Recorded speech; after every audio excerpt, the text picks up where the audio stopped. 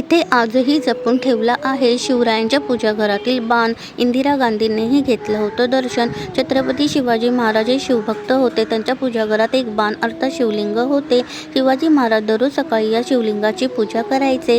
आज 350 वर्षांनंतरही हा बाण त्यांच्या वंशजांनी जपून ठेवला आहे. चंद्रशेखर असं या बाणाचं नाव आहे. विशेष म्हणजे माजी पंतप्रधान इंदिरा गांधी यांनी या बाणाचं दर्शन घेतलंय. शिवाजी महाराज स्वारी किंवा शिकारीला जाताना हा बाण जवळ बाळगत असत. औरंगजेबाच्या भेटीदरम्यानही हा बाण त्यांच्या बरोबर होता. शिवाजी महाराज जेव्हा औरंगजेबाच्या कैदेतून सुटले तेव्हा मदारी मेहतर परासा यांनी हा बाण रायगडावर पोहोचवला. शिवाजी महाराजांच्या निधनानंतर इतिकाद खानाचा वेढा रायगडाला पडला तेव्हा सर्व सामान बाहेर काढण्यात आलं. यात या बाणाचाही समावेश होता. पुढे राजाराम महाराजांनी या बाणाची पूजा केली. राजाराम महाराजांच्या मृत्यूनंतर अनेक वर्ष हा बाण सिंहगडावरील त्यांच्या वृंदावनात होता.